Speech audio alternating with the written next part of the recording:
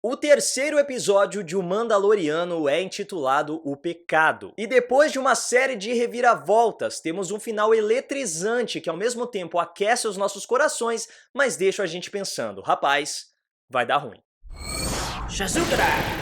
O capítulo começa exatamente onde terminou o episódio anterior, com o bebê Yoda e o Mandaloriano a caminho do cliente, onde o caçador de recompensas deve entregar a caça, como o Greef Karga chama o Yodinha, para receber o cofre cheio de Beskar como pagamento. Nessa hora, mais uma vez, a gente tem a relação entre o bebê Yoda e o Mandaloriano sendo desenvolvida. E nós vimos isso sendo trabalhado de maneira tão natural ao longo desses episódios, foram só 3 episódios, mas a gente sente que tudo evoluiu de maneira tão natural que a gente realmente consegue sentir que o Mandaloriano tá se apegando ao bebê Yoda. A gente que nem conviveu com ele já tá amando. De certo modo, os personagens são até relacionáveis. Ambos foram abandonados de alguma maneira, ambos são solitários, então são laços que eles já compartilhavam e esse tempo que passaram juntos só ajudou a reforçar isso. Fora que o Yodinha brincando com a peça da nave ali é a coisa mais fofa desse mundo. A Disney é muito sacana, todo episódio tem um momento pra gente querer um igual. O Mandaloriano puxando o Yodinha pelo capuz pra colocar ele de volta no berço, cara, é impossível ser mais fofo. Só que mesmo assim, e mesmo com a gente tentando se convencer que o Mandaloriano vai proteger o bebê Yoda, o caçador de recompensas leva a sua encomenda até o cliente e recebe o Beskar como pagamento. Só que como o personagem desenvolveu esse apego pela criança, dá pra sentir que ele fica incomodado com a situação, ele quer saber o que vai acontecer com ela, o que gera até um estranhamento por parte do cliente. Um caçador de recompensas só conclui a sua missão. Depois disso, ele tem que se esquecer dela, como se jamais tivesse acontecido. Só que é o que a gente já comentou, o Mandaloriano tem um senso de honra acima do código dos caçadores de recompensas. E isso fica ainda mais claro quando ele leva o metal de volta para a forjadora para concluir a sua armadura. Nessa hora a gente vê a primeira interação do nosso protagonista com os outros Mandalorianos ali daquela espécie de esconderijo e entendemos um pouco mais do grande purgo Mandaloriano. Como a gente comentou na análise do primeiro episódio, Mandalore ficou durante muitos anos sob o comando do Império, justamente pelas suas reservas de Beskar. E a gente percebe como isso levou a um extermínio e exílio dos Mandalorianos. No primeiro capítulo, o Quill disse que nunca tinha visto um Mandaloriano, do mesmo modo que aqui eles falam que vivem escondidos como ratos, e só um Mandaloriano tem permissão para sair por vez. Assim, a gente vai compreendendo um pouco mais do plano de fundo desses personagens. Essas crianças que o Mandaloriano sempre ajuda, os abandonados, são o futuro dos Mandalorianos. Então esses momentos mostram pra gente essa preocupação deles de, acima de tudo, manter a cultura e a tradição de Mandalore viva. Como a forjadora mesma diz pra separar a briga ali, esse é o caminho do Mandaloriano. This is the way. Então, passado esse momento de confronto, nós finalmente entendemos aquela conversa do sinete. É basicamente um emblema, um símbolo que o Mandaloriano carrega consigo depois de sua primeira grande caça. Pelo menos foi isso que eu entendi desse diálogo. Só que o Mandaloriano recusa o sinete do Mudhorn porque diz que não foi uma morte digna, já que ele teve a ajuda do Yodinha. Então, com o metal que a forjadora faria o sinete, ela decide produzir alguns pássaros canouros, que ela diz serem excelentes contra múltiplos inimigos. E aí você pensa, beleza, o Mandaloriano entregou o bebê Yoda ali pra pegar o Beskar, produziu o restante da sua armadura e conseguir invadir o lugar de maneira mais segura. Só que não é isso que ele faz, ele volta pro Greef Karga e pede uma nova missão. Ao mesmo tempo em que essa parece uma atitude muito fria do protagonista, essa é a maneira que o Mandaloriano encontra de não lidar com a culpa que ele tá sentindo. É claro, ele tá incomodado, o tempo todo ele quer saber o que vai acontecer com a criança. Mas em vez de conversar sobre isso, em vez de tomar uma atitude, pelo menos inicialmente, ele tenta ocupar a cabeça com mais trabalho.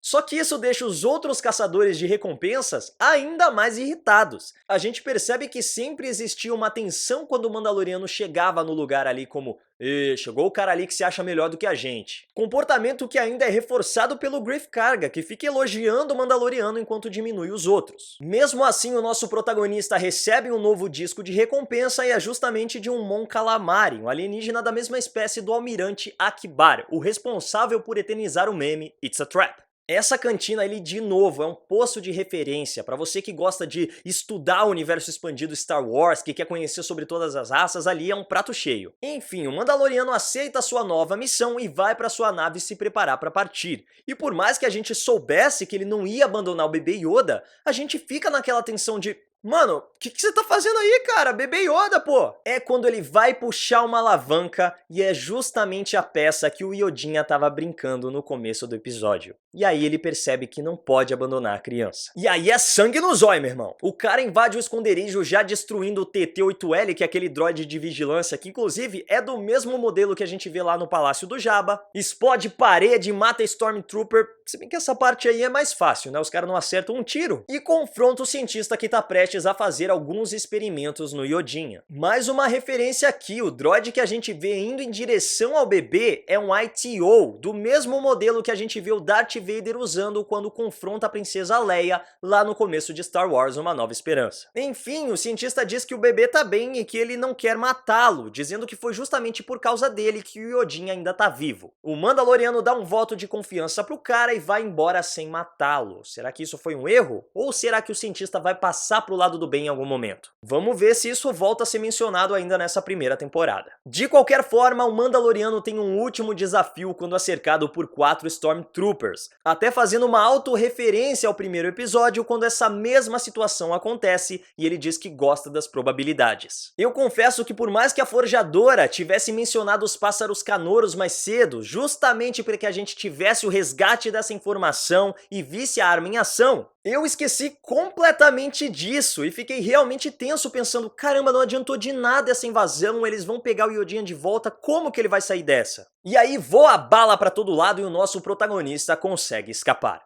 Mais ou menos, né? Remetendo mais uma vez aos filmes de faroeste, o Mandaloriano se vê cercado por todos os caçadores de recompensas, inclusive o Greef Karga. E aí a gente vê que não tem amizade entre os caçadores, não tem ajudinha, não tem favor. Se eles têm que cumprir uma missão, eles vão cumprir essa missão, mesmo que para isso eles tenham que matar outro membro da guilda. A gente já tinha visto isso quando os Trandoshanos tentam capturar o bebê Yoda no episódio anterior. Só que aqui é uma situação ainda mais complicada, porque a gente percebe que no momento em que o Yodinha é resgatado pelo Mandaloriano, todos os rastreadores são reativados, e com isso, o próprio Mandaloriano também deve ter se tornado um alvo. Esse momento me lembrou muito o final de John Wick 2, quando todos os outros assassinos vão recebendo o comunicado da recompensa pela morte do John Wick, enquanto ele foge com seu cachorro e todo mundo fica só de olho ali esperando dar o tempo para poder caçar ele. Mas como eu falei, essa é mais uma das diversas referências da série ao gênero de faroeste. O cerco ao Mandaloriano com todos os caçadores de recompensa apontando pra ele, o tiroteio, a confusão,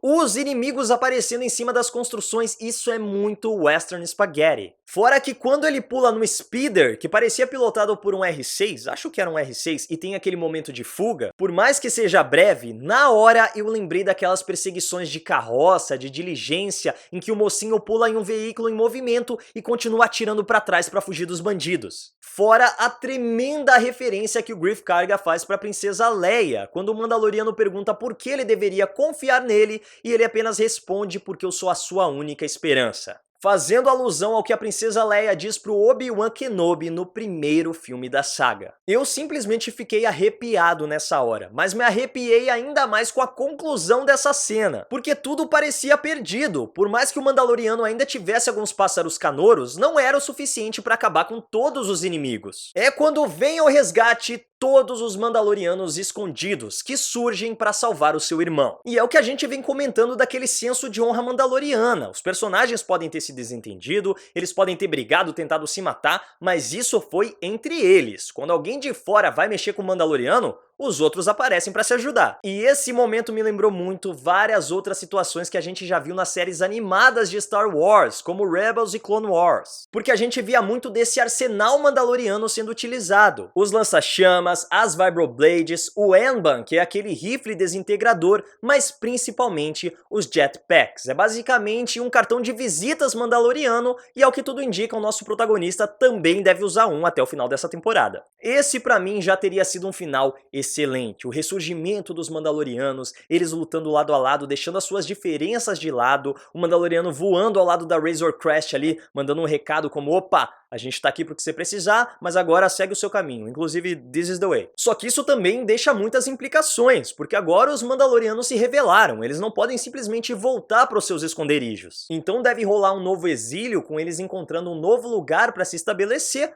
ou eles vão retornar de vez mesmo e falar, é isso aí galera, Mandaloriano tá de volta, pode pá, é nóis. É o Mandaloriano da Zona Leste esse aí. Mas o episódio se encerra de maneira doce mais uma vez, com o Yodinha querendo brincar e o Mandaloriano entregando pra ele aquela mesma peça que no começo do episódio ele tinha dito que não era brinquedo. Pô, Jon Favreau, aí você quebra a gente, né, cara? O Favreau tá mandando bem demais no roteiro, as coisas estão andando de maneira natural, o que tem que acontecer pra história progredir acontece no seu tempo. Eu tô achando uma evolução natural das coisas e o modo como tudo é desenvolvido é maravilhoso. Ninguém é unidimensional, todo mundo tem a sua profundidade. Então o doutor lá não é o estereótipo do cientista do mal que só quer fazer os seus experimentos. Ele pelo menos parecia que se preocupava de verdade com o Yodinha. Ao contrário do Greef Karga, que é apresentado como um amigo do Mandaloriano, ah, você é o melhor caçador de recompensas, ah, deixa eu te levar pra não sei onde, não, eu me preocupo com você, vamos aproveitar a recompensa, mas na hora em que ele recebe a missão,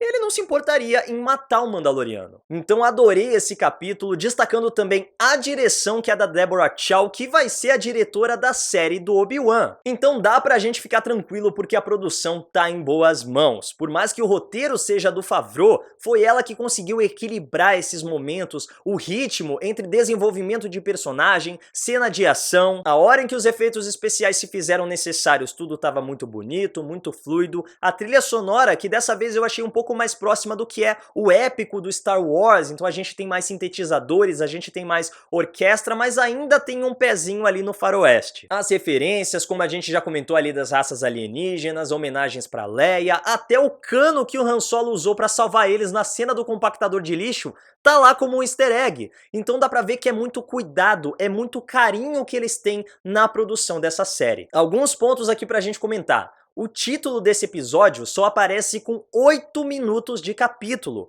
e eu acho que isso foi um recurso muito legal para mostrar pra gente que ali foi a conclusão daquele arco. O arco do caçador de recompensas terminou ali e agora vai começar uma nova saga, uma nova jornada que inclusive é intitulada O Pecado, que já começa com o nosso personagem se arrependendo, passando por esse momento de relutância, de ter que aceitar o que ele fez como um pecado. Talvez faça até uma alusão, faça uma referência aos momentos bíblicos, como quando Judas Iscariotes traiu Jesus por 30 moedas de prata. Basicamente o que o Mandaloriano faz ao vender o bebê Yoda para o cliente. Nesse momento a gente também percebe que o Império está interessado em algo que foi extraído do Yodinha e que o cliente não é a autoridade máxima ali. Ele responde a um superior. Então a gente percebe que o Império ainda exerce alguma influência, mas quem tá por baixo dos panos e o que eles tiraram do Yodinha? Provavelmente foram as midichlorians. Eu aposto em midichlorians, hein? E pra completar esse episódio, reforço o que a gente já comentou nas nossas análises de que a galáxia ainda tá tentando se adaptar a essa nova realidade. Então quando o Mandaloriano vai conversar com o Greef Karga e ele fala sobre o Império, o chefe da guilda só responde, o Império acabou. Se você tem alguma reclamação, vai lá no núcleo falar com o pessoal da Nova República. E o Mandaloriano responde, isso é uma piada. Então as coisas ainda estão se consolidando, estão se organizando, e é nessas horas que o Império pode ganhar força para ressurgir ou se tornar a Primeira Ordem. Falamos muita coisa, mas essa foi a nossa análise do terceiro episódio de Mandaloriano, que pra mim já é uma das melhores coisas de Star Wars que surgiu nos últimos anos. Mas e você, o que tá achando da série? Comenta aí embaixo e aproveita para seguir a Legião dos Heróis nas nossas redes sociais e me segue lá no Instagram também, @MaidannaLH. É isso, Legionários, e this is the way. E depois de uma série de reviravoltas a caminho do cliente. Tiro. Situação. Quando o Mandaloriano... E aí a gente vê que não tem a gente percebe como os